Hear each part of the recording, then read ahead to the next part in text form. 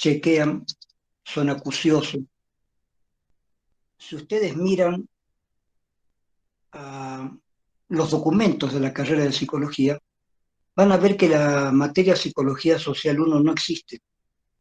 Existe Psicología Social y además Psicología Social 2. Este es porque yo rendí examen de eh, competencia para la materia Psicología Social. Había una sola Psicología Social. Y yo soy titular de la materia Psicología Social. Después, en algunos eventos que sucedieron que cambiaron el plan de estudios, a algún grupo se le ocurrió agregar Social 2. Me venía bien porque mi programa era muy amplio, entonces me vino muy bien ampliar un poco. Pero eh, como mi materia ya era una materia titularizada, no se podía llamar Social 1 porque hubiera cambiado. Entonces lo mismo se llama Psicología Social y aparte Social 2. Yo soy titular de Psicología Social, que la llamamos Social 1, que es la que vamos a dar ahora, pero también, aunque no soy titular, yo trabajo hace muchos años la Psicología Social 2.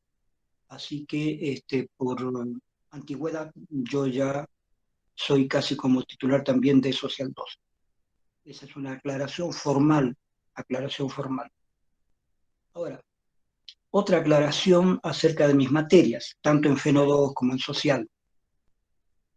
Yo casi siempre hago cambios en los programas de la materia, plan global. No siempre todos los docentes ponemos todos los cambios pequeños o medianos del plan global a nivel oficial, porque los planes globales a nivel oficial, ¿para qué se los hace? Para que si hay algún chico o una chica que quiere venir de otra universidad a la nuestra y quiere hacer la carrera acá, entonces él quiere saber más o menos cómo son las materias acá, se le presentan los planes para ver si puede convalidar alguna materia que trae de otra carrera, de otra universidad. Y es más o menos para eso que se hace este tipo de cuestión, que cada semestre nos piden que pongamos los planes globales. Pero el plan global, especialmente en Psicología Social 1 y 2, no varía mucho porque la psicología social, las variantes que tiene, conviene más charlarlas que explicarlas ahí en el plan. Eh, Así que la psicología social que yo estoy dando siempre tiene cambios, aunque no siempre figuren allí. Con respecto a la bibliografía, cuando hablemos de historia de la psicología social, que es el primer tema que vamos a dar después, en la historia de la psicología social les va a mostrar que la psicología social más conocida es la psicología social norteamericana, es decir, la psicología estadounidense, digamos, si somos más precisos. Pero hay muchos libros de psicología social, pero todos dicen lo mismo, con diferentes capítulos o con diferentes palabras para los mismos capítulos, pero es el mismo. Es la psicología social que se desarrolló especialmente en las décadas de los años 50 y 60 y parte de los 70. Ahí está el grueso de los mejores desarrollos que se han hecho en psicología social. La psicología social europea tenía algunos planteos diferentes, eso lo voy a ver en Social 2, pero los europeos también están haciendo caso a los norteamericanos y están con puras estadísticas. Entonces, en la psicología social que vamos a ver, que sería aproximadamente psicología social 1, lo que vamos a ver son principios generales, los capítulos más importantes de la psicología social norteamericana o funcionalista, ¿no es cierto? No todos los capítulos son funcionalistas, no es así, pero de manera general, se le llama a la psicología que vamos a ver la psicología social funcionalista, que se usa mucho, no es que pasó de moda, no pasa de moda. Pero hay diferentes tipos de formatos de libros para explicar lo mismo. La bibliografía que yo utilizo es siempre hay un libro principal que es Lindgren, ese es el autor, Lindgren, Psicología Social. Hay otros autores, ustedes pueden buscar el autor que quieran. No hay problema porque la materia narrada es la misma, es la misma. ¿Mm?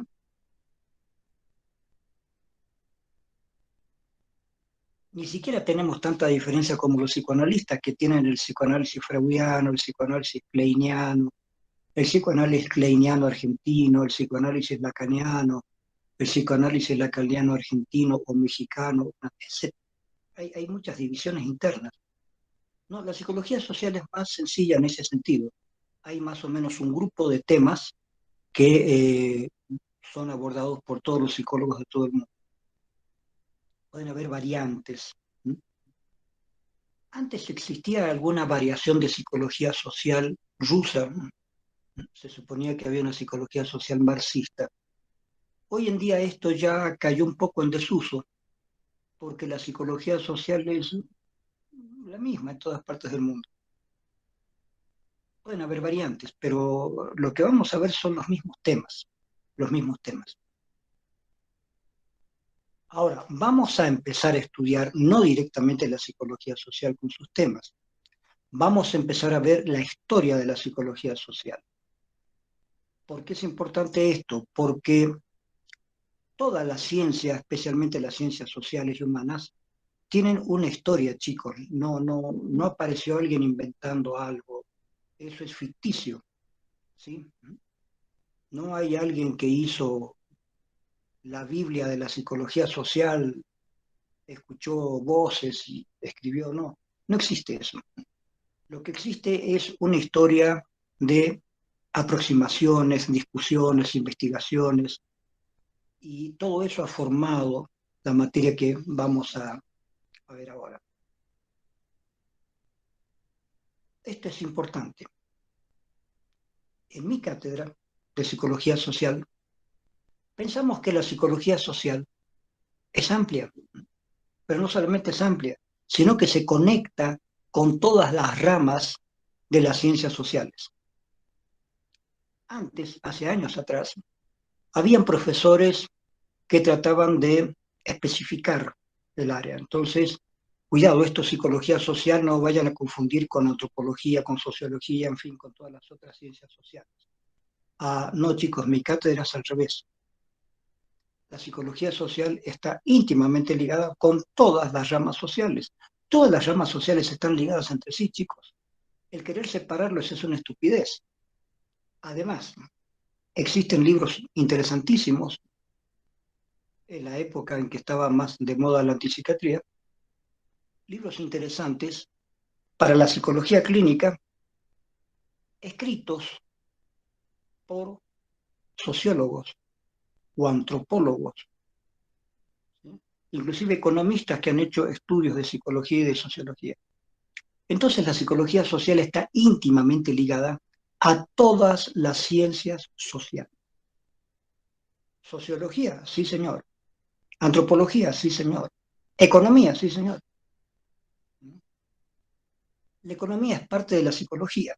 Esto es algo que yo dije hace mucho tiempo y resulta que lo habían dicho otros tipos más importantes que yo. Pero la economía es parte de la psicología, chicos.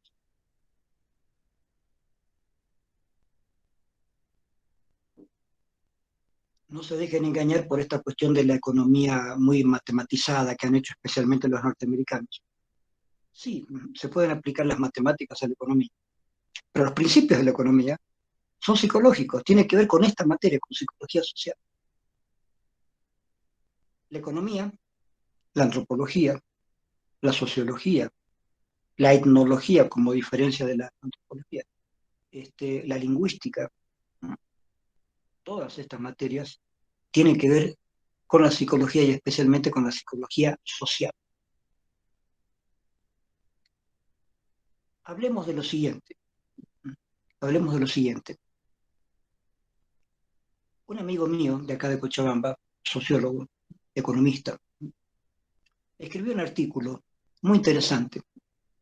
Él dice, en Estados Unidos había una familia una familia en sentido grande, un grupo indígena, ¿sí?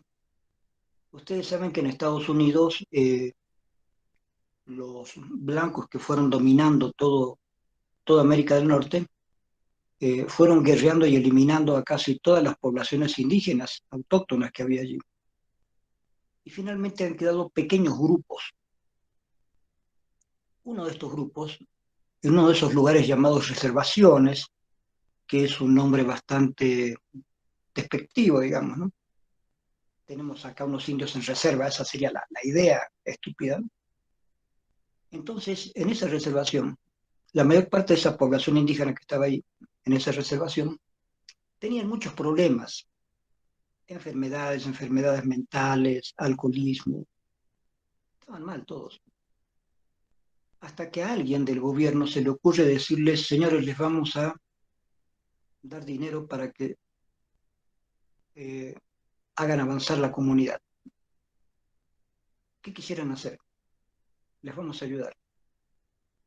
Se reúnen y les dicen, queremos hacer un casino. Bueno, la inversión es tanto, tanto, sí, listo. Hacen el casino. Y estaba bien elegido porque les fue muy bien. A partir del casino, la comunidad tuvo más dinero, circuló el dinero. Y ellos mismos podían comprar medicamentos, alimentos, todo lo que necesitaban. Mejoró la comunidad. Al mejorar la comunidad por un asunto puramente económico, de pronto ya no habían tantos enfermos, no habían tantos locos, no habían tantos borrachos, no había nada. Y mi amigo dice, qué lástima que no fueron después los psiquiatras, los psicólogos, qué lástima que no fueron los médicos después a ver cómo la comunidad estaba bien. Como la comunidad estaba bien, ya no fueron a estudiar la comunidad. Cuando estaban todos medios enfermos, con patologías, sí iban a estudiar la comunidad. Lo que de paso muestra una deformación profesional, ¿no es cierto? Médicos, psicólogos, todos tenemos la deformación profesional. Hay que ir a ver a alguien porque está enfermo. ¿Por qué no vas a ver a alguien que está sano y charlas con él? Cómo está viviendo, cómo le va su vida? Me va bien por esto y esto, conseguí trabajo así, hice esto. ¿Por qué los psicólogos no charlamos con la gente sana también, no solamente con la gente enferma? Esto es una de las muchas estupideces que habrá que charlar y, de alguna manera, superar. Eh, entonces hay que charlar con la gente sana para que esté mejor incluso. Porque a lo mejor está sana, están todos bien, pero tal vez podrían estar mejor incluso. Entonces los psicólogos sociales no vamos a ver gente enferma, vamos a ver conflictos, problemas, y aunque se hayan superado, lo mismo sería bueno charlar con las comunidades, con las sociedades, con los grupos, para ver si todavía pueden mejorar más. De manera que la labor del psicólogo social es interesantísima. Lamentablemente todos estos años, con los diferentes cambios de gobiernos que han habido, no se le ha dado la importancia a la psicología social. A la psicología en general, chicos, no se le ha dado mucha importancia. ¿Por qué? Por problemas culturales, problemas políticos, económicos, ¿no es cierto? Todavía mucha gente campesina puede desconfiar del psicólogo porque piensa que es el psicólogo viene de otra cultura, de la cultura occidental, puede haber desconfianza. Sin embargo, atiéndanme bien, porque ustedes lo saben, Bolivia está cambiando mucho. Hace 50 años que estoy en Bolivia, 51 años que estoy en Bolivia. Y yo he visto todo el cambio de Bolivia.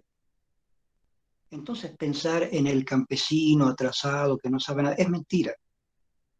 La mayor parte de los campesinos ya están en la ciudad, no están en el campo. Empecemos por ahí. Hay una falacia con respecto a esto. Todos los campesinos están en el campo. No, señor. Una gran parte de la población que era campesina ya pasó a la ciudad hace tiempo. Se han convertido en comerciantes. Algunos de esos comerciantes se han convertido en empresarios. Mucha de esa gente se ha convertido ¿en qué? En psicólogos, en médicos, en ingenieros. Entonces, una gran parte de la población boliviana profesional, técnica, comerciante. Era la población que antes era la población campesina, pero eso fue cambiando. Entonces no hay el campo y la ciudad como cosas así totalmente encontradas, enfrentadas. Eso es una falacia inventada por algunos políticos para poder manejar a la gente. Y eso lo vamos a estudiar también, chicos. Si hay una materia en toda esta carrera de psicología que ustedes van a ver que está íntimamente asociada a la política, es esta, psicología social. Entonces tenemos que ser prudentes, pero al mismo tiempo investigadores. Y esta es la pena, chicos. La psicología social no avanza si no hay investigación. Lamentablemente yo no tengo tiempo, no tengo un grupo de ayudantes, porque se necesita no un ayudante, un grupo de ayudantes para hacer investigación. Pero a lo largo de la carrera, hay varias materias que tienen que ver con lo que llamamos área social. Y yo charlo con los colegas del área social para que ellos, en materias más específicas del área social, hagan con los alumnos, en la medida de lo posible, prácticas. Que yo no puedo hacer prácticas ahora porque me interesa más la parte teórica. Entonces, en Psicología Social 1 y 2, ustedes tienen que entender la teoría. Y después van a ir pasando a ejercicios prácticos, que son cada vez más difíciles, pero hay que hacerlo. Pero, por ejemplo, yo les repito, las prácticas hay que hacerlas en la ciudad porque la ciudad es cada vez más grande. La Paz, Cochabamba y Santa Cruz se han convertido en ciudades grandes. Ya no es una ciudad pequeñita y todo lo demás campo, como cuando yo vine hace más de 50 años. Cochabamba era una pequeña aldea. La parte citadina de Cochabamba se terminaba en la plazuela de Cala Cala. Desde la plaza principal hasta la plazuela de Cala Cala, eso era Cochabamba. La Cochabamba ciudad, digamos. ¿Mm? Hacia el norte había muy poco que ver. Hacia el sur, muy poco que ver. Eh, todo esto era un lugar campesino. Pero si ustedes ven, aunque sean fotografías, cómo es Cochabamba ahora, Cochabamba es una gran ciudad. Ciudad en el sentido edilicio, ojo, en el sentido de edificación, estoy diciendo. Porque para ser ciudad todavía no está mucha educación. Se define una ciudad no solamente por la cantidad de edificios que tiene, o de las calles, o la cantidad de gente, o la cantidad de vehículos, que eso ya lo tenemos. Se define también por una educación citadina, ¿no es cierto? Si la gente echa basura en la calle, si la gente hace demasiado ruido, si hay mucha contaminación, quiere decir que no hay todavía una educación ciudadana. Necesitamos en Cochabamba educación ciudadana para que esto sea realmente una ciudad, que todavía no lo es.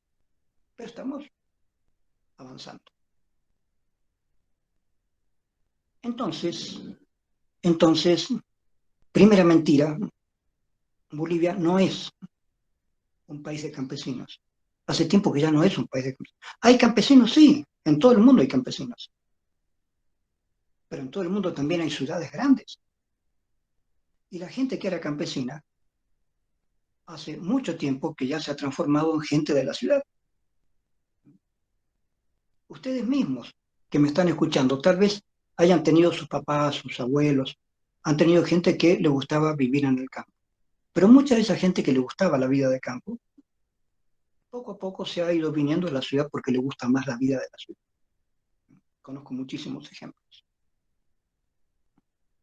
Conozco muchos ejemplos que me han comentado, sociólogos, ingenieros, de gente que a lo mejor vivía en el campo y ellos tenían formas de ir a buscar agua lejos. Llegan a la ciudad y se dan cuenta que abren un grifo y ahí tienen el agua. Tocan aquí, tienen luz eléctrica. Y de pronto muchos campesinos dicen, caramba, aquí es más fácil hacer las cosas, es mejor. Y muchos campesinos se han ido viniendo a la ciudad. El gobierno estaba preocupado. Hace años, una de las últimas veces que fui director de carrera, llegó una persona de La Paz, del gobierno, y me dijo que estaban preocupados, quería que hiciéramos una investigación, no se hizo la investigación, pero estaban preocupados porque mucha gente del campo se viene a la ciudad. Y la preocupación era, ¿quién va a producir alimentos? Los alimentos se producen en el campo. Si la gente del campo se viene a la ciudad, ¿qué vamos a hacer? Entonces querían hacer una investigación sobre todo esto. Al final no se hizo porque yo les dije, ustedes no tienen que financiar a nosotros, no vamos a financiar nosotros al gobierno. Este, no sé, pero existía esa preocupación. La preocupación del gobierno de Evo Morales de mejorar el campo es para que la gente del campo no se venga a la ciudad. No es porque amen a los campesinos y quieran llevarles cosas. No, no, no, no, no. Dejémonos de estupideces. El problema es, si toda la gente del campo se viene a la ciudad, ¿quién va a sembrar, quién va a cosechar, quién va a hacer la parte de alimentación? Bolivia no está preparada para abandonar el campo todavía. Por lo tanto, todo el esfuerzo que han hecho por mejorar el campo es para que la gente del campo no se venga más a la ciudad. Porque desde hace unos 30 años esta parte, cada vez más gente del campo poco a poco se viene a la ciudad. O van por diferentes departamentos. Aquí tenemos barrios enteros de gente que ha venido de Oruro o gente que puede venir de Potosí, ¿no es cierto? Si en su departamento las cosas no funcionan bien, la gente se va a otro departamento para vivir mejor. Hay mucha gente de acá mismo, de Cochabamba, del campo, que se ha ido a Santa Cruz, porque ahí han conseguido mejores formas de vivir.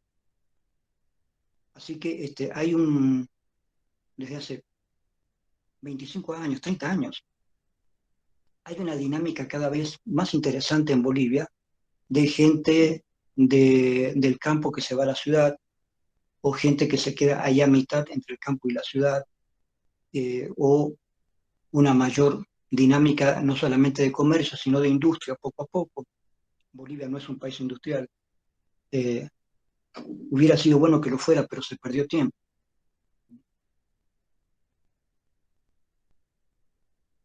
En la época del MNR era que hicieran esto, ahora ya es tarde, porque casi todos los países son más industrializados que Bolivia. No estoy hablando de la Argentina, ni de México, ni de Brasil. Estamos hablando de Japón, estamos hablando de China, estamos hablando de Corea. Es decir, los países asiáticos de pronto pegaron un salto inmenso en industria. Y el problema de otros países, Estados Unidos, Europa, que ellos mismos se han visto invadidos por la producción china o coreana o japonesa, y está la guerra comercial ahí, ya ha comenzado. Entonces, esa es una de las cosas que vamos a tener que estudiar en la práctica. A través de la teoría que yo les enseño, vamos a tener discusiones prácticas. Y los trabajos prácticos que ustedes hagan, me gustaría que tengan que ver con esto. ¿Cómo se hace mi materia? Yo doy clases y vamos a tener por lo menos dos exámenes, por lo menos dos exámenes.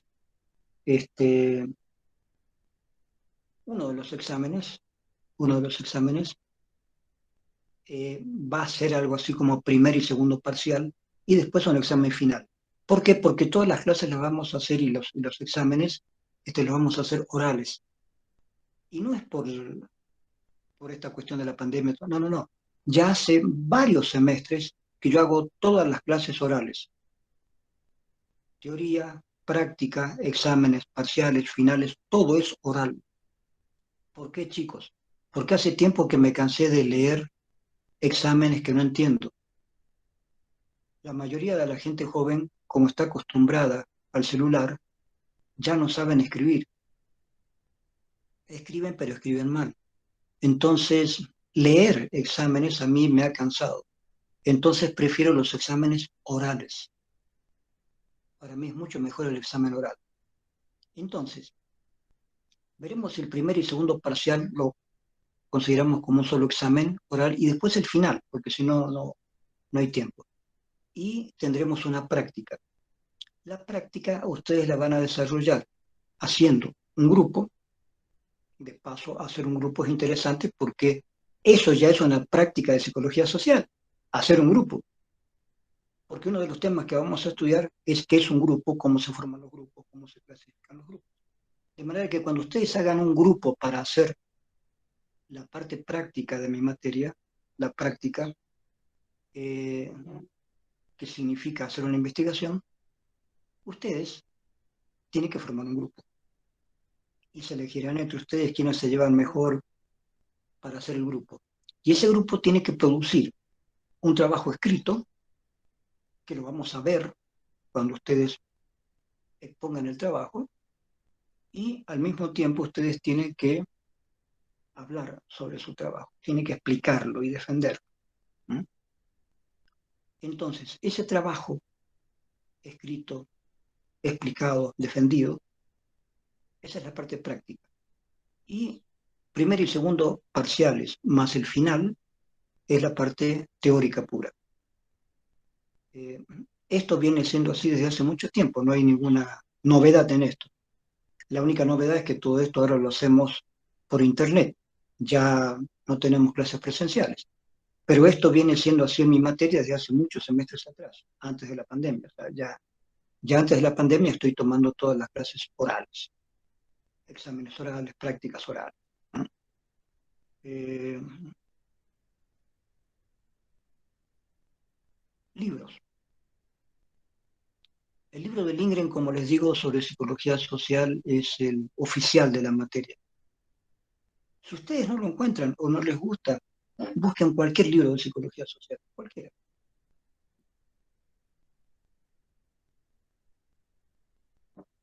Habrán capítulos puestos de diferente orden, tendrán títulos aparentemente diferentes, pero los temas son los mismos, no se preocupen.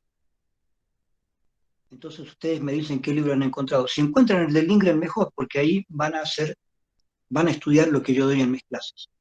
Si no, yo les voy a tener que indicar cómo van a tener que leer esos otros libros. Eh, y como les digo, vamos a empezar las clases con una historia de la psicología social. Los libros de psicología social, muchos, le daban importancia a qué son los métodos de la psicología social, cómo se investiga, bla, bla, bla, bla. Pero les repito que nosotros en psicología social, mucho menos en la 1, quién sabe en la 2, no hablamos de investigación, no hacemos investigación. No existe el aparato formal, no tengo yo ese aparato formal en la materia como para producir investigación. Así que eso lo van a producir ustedes, la investigación pura, real, la van a producir ustedes en otras materias que están en el área social. ¿Sí? Y justamente yo apoyé al director que todavía tenemos, director de carrera, es porque habíamos dicho con él de recuperar la importancia del área social, no de la materia psicología social, sino del área social. ¿Por qué les digo? Porque por muchos motivos, y esto no es una crítica para nadie, el área clínica y el área educativa han crecido mucho en la carrera. Que está bien, es obvio que el área clínica ha tenido mucha importancia, pero fíjense, el área clínica ha tenido importancia, pero ¿en qué área? En el área citadina, en la ciudad, y no con todas las personas. Yo no sé, francamente les digo, qué hacen mis ex alumnos ya profesionales que se dedican a la psicología clínica. Desde que se fundó la carrera hasta ahora deben haber miles de psicólogos. No creo que todos se dediquen a la clínica, me parecería un poco raro, porque para eso deberían haber por lo menos 1 millón de neuróticos. Y los neuróticos, si bien asisten al psicólogo, no todos lo hacen, no todos necesitan psicólogos tampoco.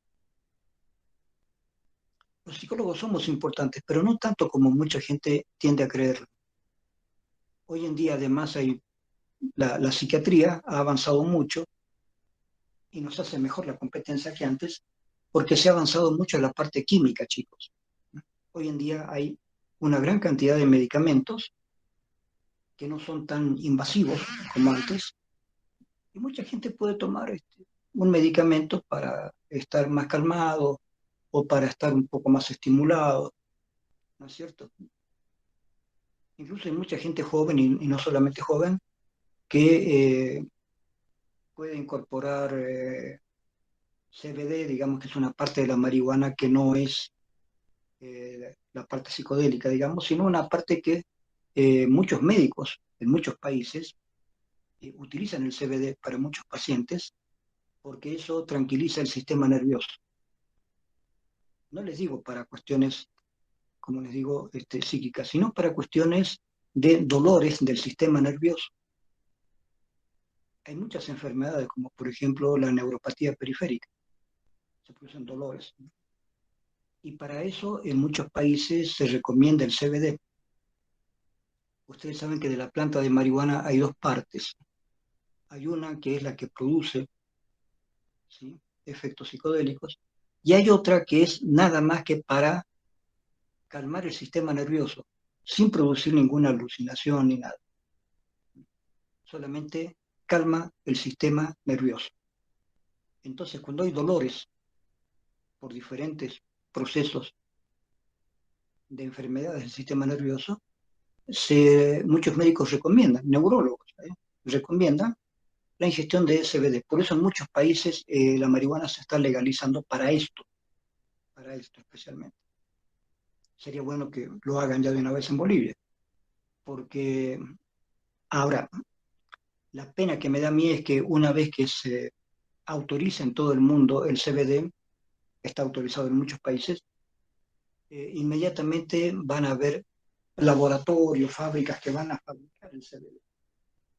El CBD, que ahora podría ser relativamente económico, después va a ser carísimo, como la mayor parte de los medicamentos para el sistema nervioso. Una pena.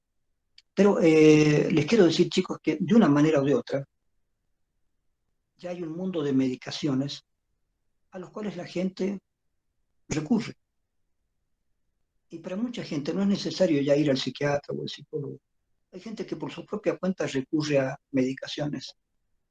Entonces saben que existen tranquilizantes, euforizantes, existen una gran cantidad de medicamentos para funciones llamadas psicológicas, ¿no es cierto? Persona muy, como se suele decir, una persona muy nerviosa que necesita tranquilizarse. Bueno, tal cuestión. Ansiolíticos. En el seguro hasta las enfermeras te dan ansiolíticos, o sea, hay un uso indiscriminado de los ansiolíticos. Muchos médicos que no son psiquiatras ni psicólogos ni nada, te recetan ansiolíticos. A mí me parece excesivo el uso de los ansiolíticos. Hay que tener cuidado. Pero no solamente eso. Ustedes saben que hay antipsicóticos, que antes no existía, a los psicóticos les hacían terapias muy duras, como el electroshock, por ejemplo. Antes habían terapias más duras incluso. Eh, entonces, el relativo, la relativa evolución de los fármacos ha hecho que el psiquiatra relativamente se parezca más al psicólogo. Entonces, el psiquiatra o incluso el psicólogo, junto con un psiquiatra, pueden sedar al paciente o si está muy deprimido, darle algún antidepresivo, y el paciente está en condiciones de recibir una psicoterapia, recibiendo al mismo tiempo una farmacoterapia, una quimioterapia, ¿no es cierto? Eh, entonces, bueno, yo pienso que hay mucha gente que se automedica, se medica sola, lo cual es peligroso, pero existe todo esto. Entonces, no sé, aparentemente durante mucho tiempo la preocupación de que los psiquiatras definitivamente le ganarían el terreno a los psicólogos con medicamentos cada vez más eficaces y más pasibles de que la gente se automedique. Pero eso tiene que ver con la psicología clínica. Pero la psicología educativa va evolucionando y la psicología social también. Entonces la psicología social no tiene que ver con medicamentos. Es más, como les dije en ese ejemplo que puso este amigo mío, de esa comunidad indígena en Estados Unidos, de pronto una solución económica para una comunidad arregla toda la comunidad.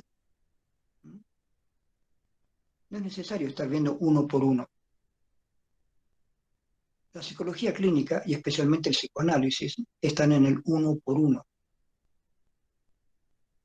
Justamente uno de los problemas que se desató en los años 70 es porque a partir del psicoanálisis kleiniano también se intentó, ya antes incluso con los discípulos de Freud, un psicoanálisis social, psicoanálisis de grupos, psicoanálisis de, de grupos grandes incluso. Y muchos psicoanalistas marxistas intentaron unir, ¿no?, marxismo y psicoanálisis. Hasta que después, bueno, ya apareció Lacan y Lacan puso otra idea, otro orden de cosas, basándose en lo puramente clínico. Pero, como les digo, la psicología clínica es importante, pero la psicología social es más importante. Entonces, ¿qué pasa? Que la psicología social depende mucho del clima político de un país para avanzar. Si las instituciones desconfían de los psicólogos, tenemos problemas. O si los quieren utilizar a los psicólogos, también tenemos otros problemas. Por ejemplo, en una empresa, en los países ya industrializados, cuando en una empresa saben que está llegando un psicólogo, los que trabajan ahí dicen, bueno, ¿a cuántos nos van a echar? Porque saben que el psicólogo llega para decir, esta gente sirve y esta no sirve. De manera que el psicólogo social en ese aspecto está mal visto.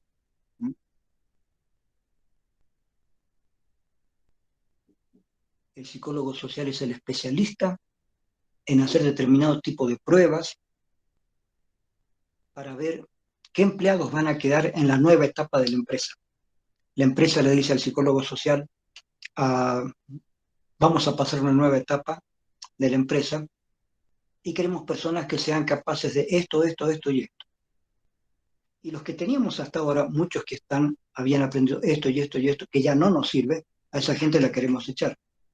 Pero queremos saber cuántos de ellos están capacitados para aprender de nuevo, para seguir aprendiendo, y cuáles ya no van a aprender más. Va el psicólogo, hace el test, hace un estudio, y le dice, bueno, estas personas pueden quedarse y estas no. Entonces, la pregunta es, ¿tenemos que convertirnos los psicólogos sociales en parte de la empresa como para echar gente? Ahí hay un problema ético, ¿no es cierto? Todo lo que tenga que ver con la psicología, chicos, tiene mucho que ver con la ética. Por eso los que hayan pasado conmigo, o si lo van a pasar, Fenomenología 2, hay una parte que yo le dedico a la ética. Es muy importante tener una idea de la ética. Yo, como psicólogo social, no aceptaría un trabajo para que me digan, a ver, cuánta gente tengo que echar. No, no, no aceptaría, no, no me gustaría tener esa categoría de trabajo. Al revés, si viniera un gerente y me dice, mire, vamos a hacer estas novedades, estas cuestiones, pero me interesaría recuperar a todas las personas que tenemos acá. Yo no quisiera echar a ninguno. Entonces quisiera saber qué posibilidades hay en el clima social que tenemos o cómo deberíamos encarar este clima social para que la gente se predisponga a un cambio. Y después ver específicamente las cuestiones del cambio ya mediante test más específicos de psicología educativa, como para aprender cosas nuevas. Ustedes saben, chicos, que cuando se empezaron a usar computadoras en la universidad, muchas secretarias tuvieron que abandonar porque no se adecuaban a la computadora. habían estado toda su vida con máquina de escribir, y pasar de la máquina de escribir a la computadora, aunque se tratara de computadoras todavía muy, muy sencillas, no, no era su ritmo de trabajo. Así que no solamente en la universidad, en muchas partes del mundo, mucha gente acostumbrada a un ritmo de trabajo, cuando llegaron las computadoras, tuvieron que dejar su trabajo.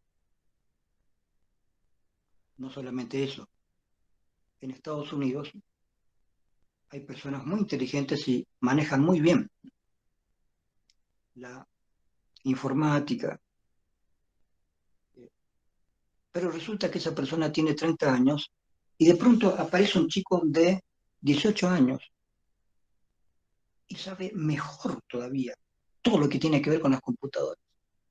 Pues bien, ese chico de 18 años entra a la empresa y el que tiene 30, aunque sepa muchísimo, se tiene que ir porque el de 18 años sabe más, está más al tanto de todas las novedades que van apareciendo, informáticas, ¿cierto? Así que el problema de echar gente a la calle hoy en día está más agudo que antes.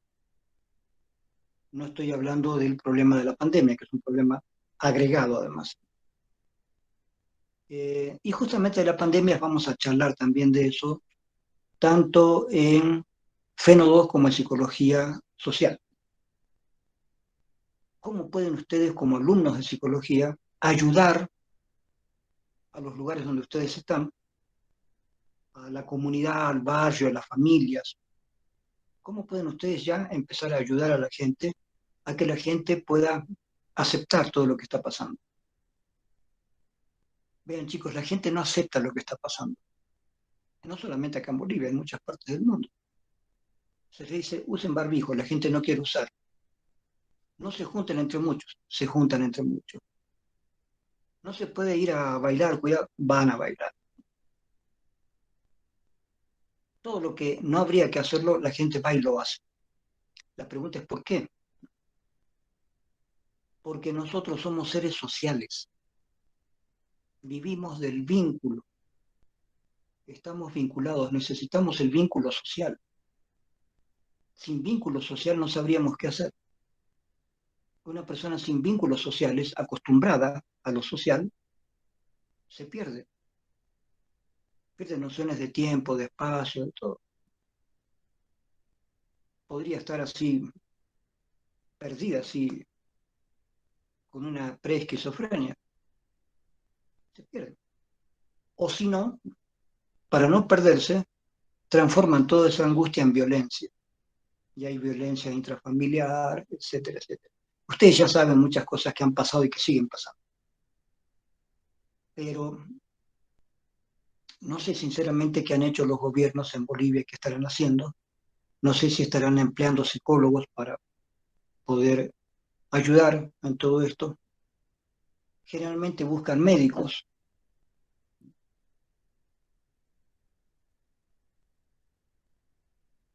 Hay médicos inteligentes y preparados que han leído algo de psicología, pero deberían ser los psicólogos los que estén trabajando en todas las áreas posibles del gobierno.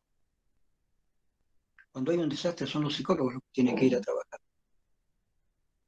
¿Por qué? Para ayudar en un terremoto, para ayudar en una inundación, para ayudar en cualquier desastre, los psicólogos son los que tienen que ir rápidamente a restaurar a las personas. Los ingenieros irán a restaurar los edificios, todo lo material. Pero los psicólogos, psiquiatras, médicos, son los que tienen que ir a restaurar la integridad de las personas. Nosotros tenemos una integridad, pero esa integridad se puede perder si no hay el lazo social que sostiene desde afuera la integridad de adentro. ¿Se dan chicos? ¿Se dan cuenta, chicos? Nosotros no somos seres absolutos ni totalmente individuales. Aún la individualidad que nosotros tenemos se forma desde afuera. Eso vamos a estudiar. Es la familia, la sociedad, la que nos va dando a nosotros una personalidad. aunque todos tengamos personalidades individuales, pero esas personalidades las hemos recibido en una cultura, en una sociedad determinada, en una familia determinada, en circunstancias específicas. Por eso somos diferentes y parecidos. Somos parecidos por la sociedad de la cual formamos parte y somos diferentes por las circunstancias familiares individuales en que hemos ido aprendiendo cosas o nos hemos frustrado sobre algo o hemos recibido más cosas que otros, etcétera, etcétera. De manera que yo diría que la psicología social es la base de toda la psicología. No todas las personas son neuróticas ni psicóticas, pero todos vivimos en sociedad. El hecho de vivir en sociedad es algo que nos ocurre a todos. El hecho de ser más o menos neuróticos, o el hecho de ser psicóticos o perversos, la clásica este, clasificación psicoanalítica, eh, estas diferencias son individuales, pero todos vivimos en sociedad. Por lo tanto, estudiar psicología social es más importante que estudiar psicología clínica. ¿Por qué? Porque si los psicólogos sociales pudiéramos trabajar al 100% con todo lo que sabemos, habrían menos psicóticos, menos neuróticos, menos perversos, ¿no es cierto? Mientras tanto, escúchenme bien, mientras tanto, la genética va avanzando.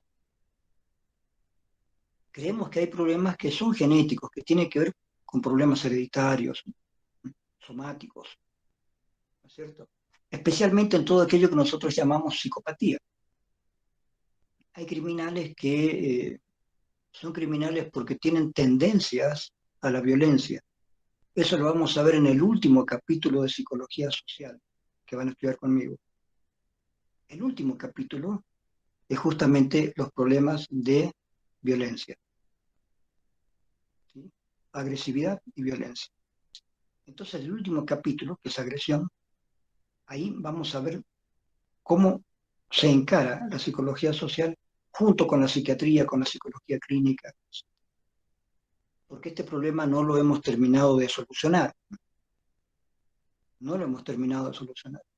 Vean, todavía hay crímenes de toda clase, especialmente crímenes sexuales, todavía estamos investigando, hay que investigar bien qué tipo de ideas circulan en una sociedad como para que esas ideas vayan concretándose en individuos que ya por su forma de vivir, de haber crecido, tienen tendencia a la violencia.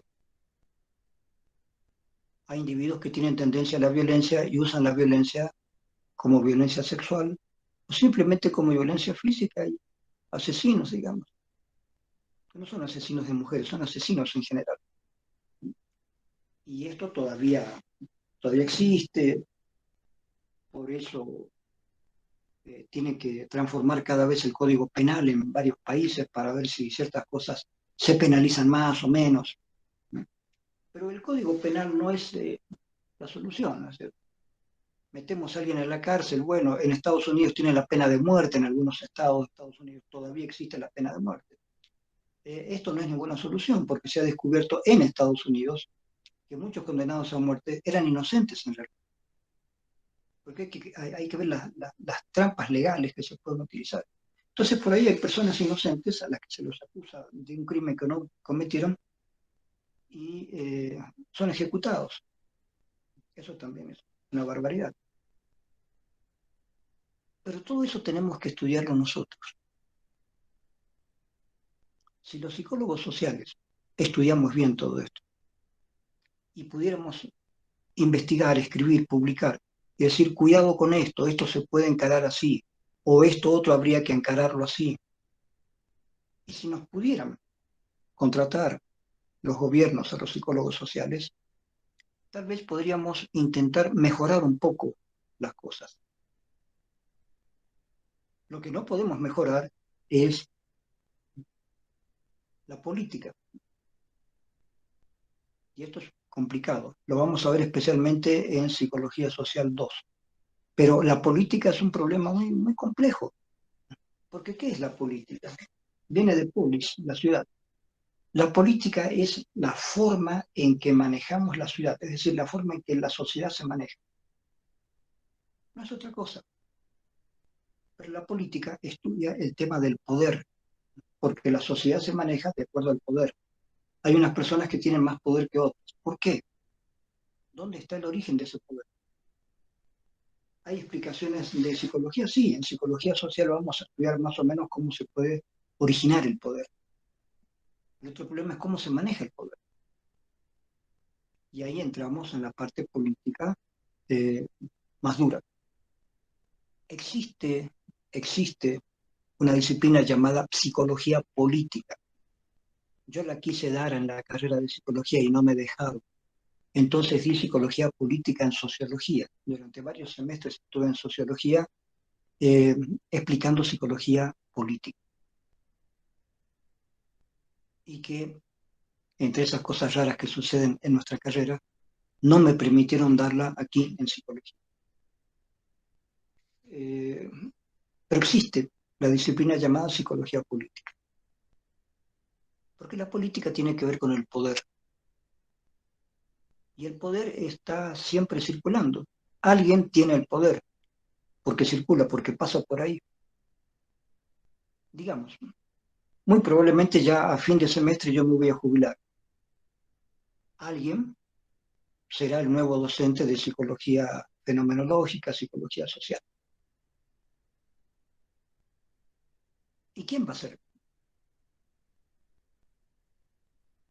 Habrá concurso para mis materias, habrá un concurso con exámenes específicos, habrá invitación, habrá un invitado que se quedará 20 años.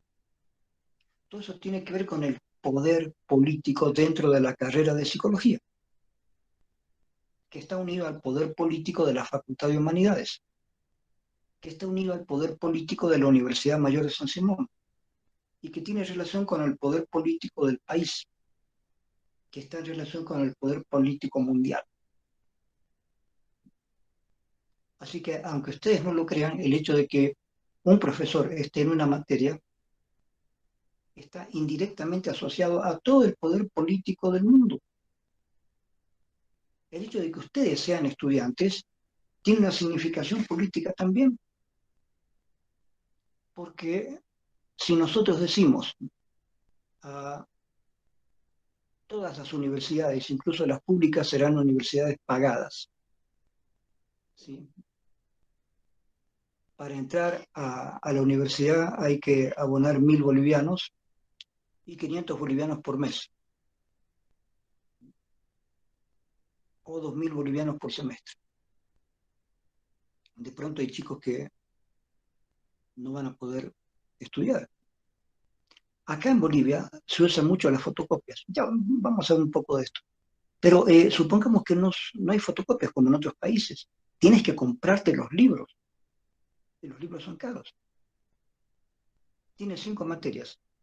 Supongamos que en promedio cada materia son 2 libros. Son 10 libros. Cada libro te cuesta por lo menos 500 pesos. ¿No es cierto? Entonces, estudiar es muy caro en todo el mundo, menos en Bolivia, porque en Bolivia no te cobran tanto para ingresar, los exámenes no siempre son muy rigurosos, haces fotocopias, vienes si te da la gana o no. Entonces estamos acá en Bolivia todavía en un esquema muy, digamos, flexible con respecto a las universidades. En otros países no es así, no es así. Es muy duro entrar a la universidad. Y los exámenes de ingreso a la universidad son durísimos, difíciles. Eso lo he visto en México. Yo fui invitado a México a dar conferencias en México. Y allá me explicaron cómo es todo el proceso de la universidad. Y es muy duro, es muy difícil. Es muy difícil. Si un chico no logra entrar a la universidad en los primeros exámenes, no lo logra más y tiene que dedicarse a otra cosa o pagar una universidad privada. Entonces, como yo les digo, está todo unido, ¿se dan cuenta, chicos? La política como esquema del poder, la política internacional, la política de cada país, la política de cada institución, de cada departamento, etcétera, etcétera, etcétera. Estamos viviendo ahora proceso de elecciones en Bolivia. Eso es política. Política democrática, pero con infinitas trampas. Por más democracia que haya, sabemos que siempre pueden haber trampas. Este, que si tal candidato puede entrar o no, puede ser candidato o no ser candidato, que si tal candidato ganó, pero resulta que la oposición le hace la vida imposible. Recuerdo que hasta años anteriores eh, la, la señora Soledad Chapetón fue alcalde de El Alto, alcaldesa del Alto. Y ella no era masista, pero ganó en El Alto. Y los masistas enojados fueron y lo incendiaron la alcaldía. Hubo muertos además. Eso lo pueden buscar en los periódicos, eso ya sucedió. Entonces las peleas entre partidos políticos, entre agrupaciones políticas, eso pertenece más específicamente a la psicología política, pero cuando hablemos de psicología social, hablando de clases sociales, ahí vamos a ver también la parte política. Vamos a dar una miradita también a cómo son las organizaciones políticas. ¿Qué pasa con las clases sociales? ¿Qué pasa con las organizaciones sociales? Entonces, como ven, la materia psicología social da para mucho. Es muy, muy amplia y se conecta con todo lo demás social. Les repito, se conecta con la sociología, se conecta con la economía, con la antropología, con la cuestión educativa incluso, con la lingüística. Está todo unido. Entonces, eh, primera cuestión del esquema de psicología social uno. La psicología social es la materia más importante de la carrera de psicología. Que ustedes no lo hayan advertido hasta ahora es por un problema político dentro de la carrera de psicología. ¿Sí? Mis amigos psicoanalistas, que son mis amigos, yo los quiero mucho, pero mis amigos psicoanalistas lacanianos, hace muchos años atrás, hicieron una política muy inteligente para casi apoderarse de la carrera. Han habido peleas, luchas, yo he participado de esas luchas. Eh, casi ellos transforman toda la carrera en psicoanálisis. Y hemos, hemos luchado, hemos peleado. Eh, y los psicólogos educativos han hecho un buen trabajo por su parte. Y la psicología social ha quedado un poco ahí entre medio, cuando en realidad en mis épocas, cuando yo fui estudiante, la psicología social era una de las áreas más importantes y con mayor futuro. Y ahora ha quedado un poquito menguada, a pesar de que hay muchas materias en nuestra carrera que son sociales. La gente no se da cuenta que la psicología social tiene mucha importancia en nuestra carrera, pero todavía no está organizada, ¿no es cierto? No está bien organizada. Y yo espero que el director que tenemos ahora, que ya se tendrá que ir, haya hecho lo posible para organizar. Yo le dije, yo te voy a ayudar, pero siempre y cuando organicemos el área social. Me interesa a mí organizar el área social. Y a medida que estudiemos psicología social conmigo, ustedes van a ver que es muy importante el área social, más que el área clínica. No nos interesa buscar neuróticos ni psicóticos. Nos tiene que interesar mejorar la sociedad. Una sociedad mejorada, chicos, es una sociedad en la que van a ir desapareciendo cada vez más los neuróticos y los psicóticos.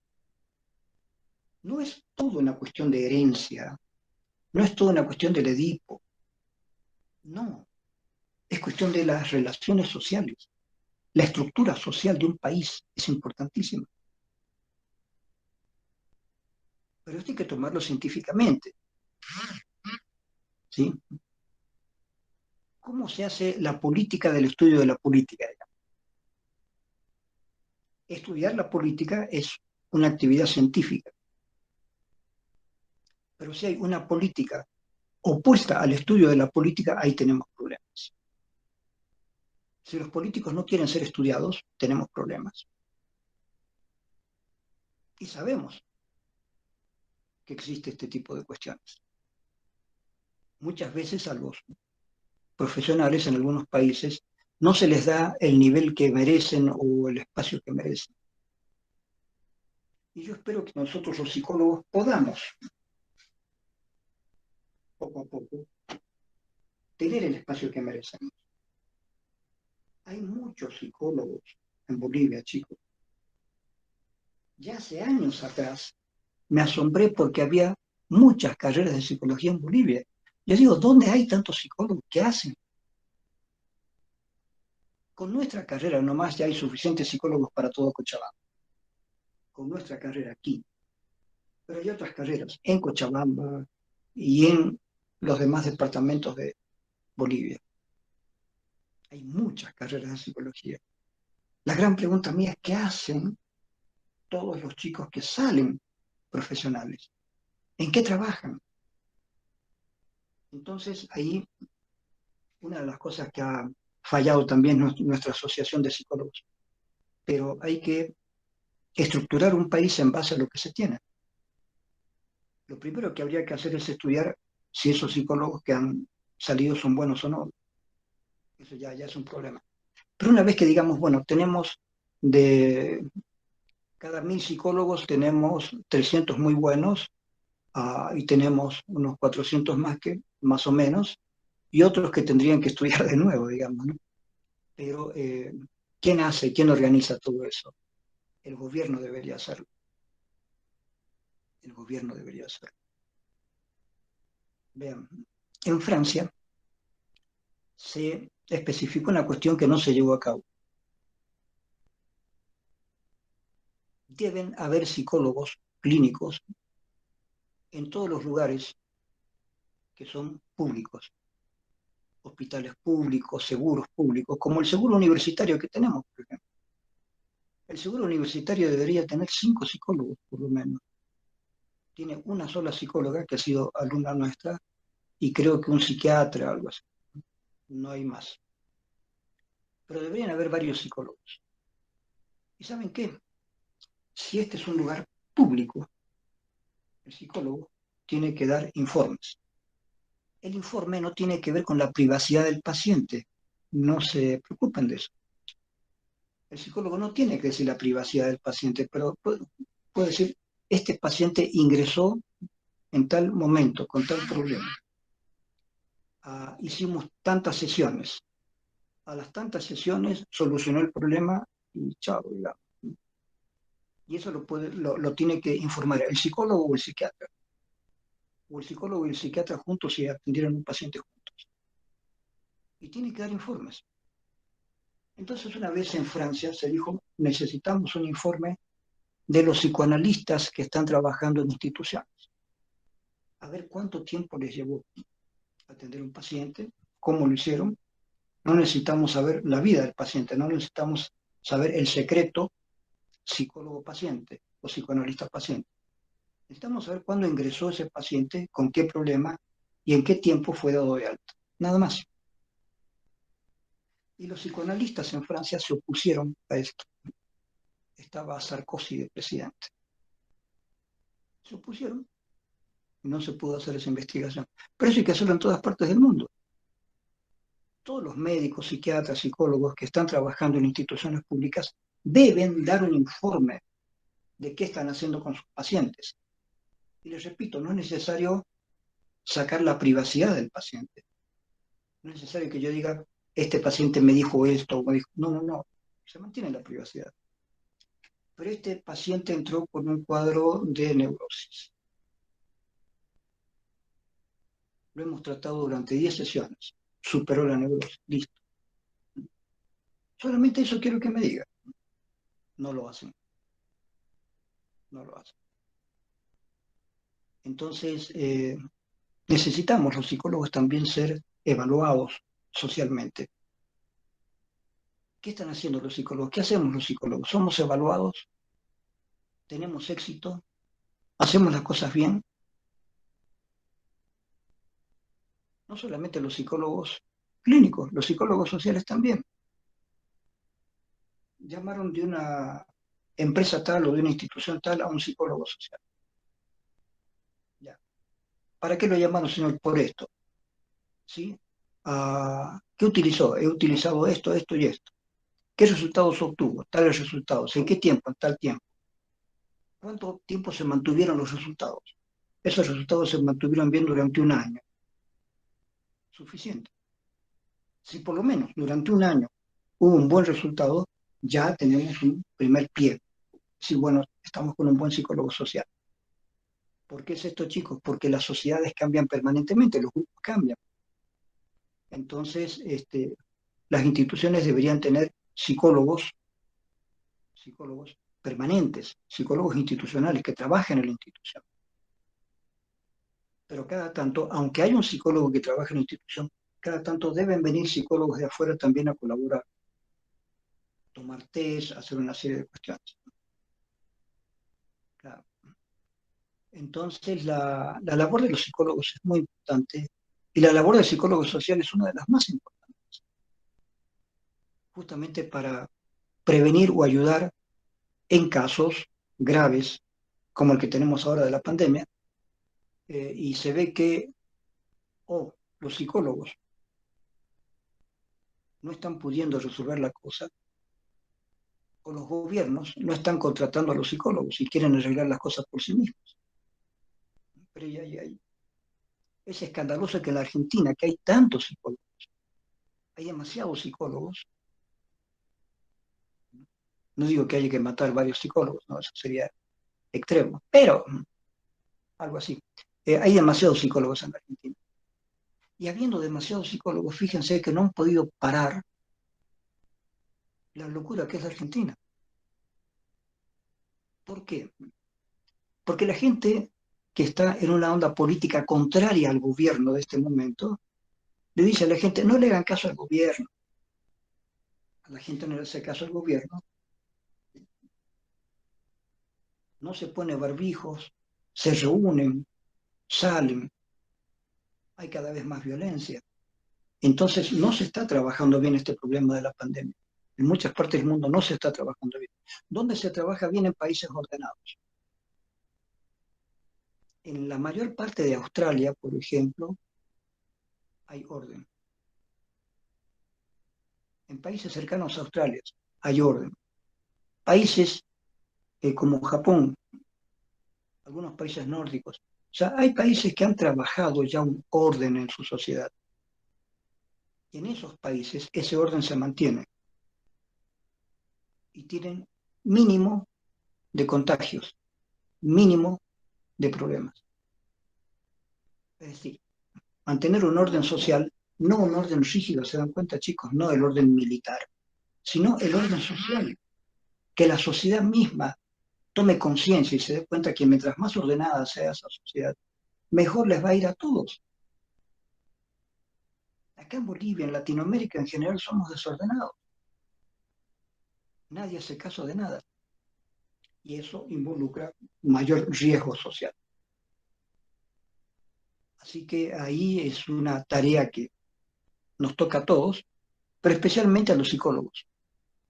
Y les toca a los gobiernos que tienen que darle más trabajo a los psicólogos.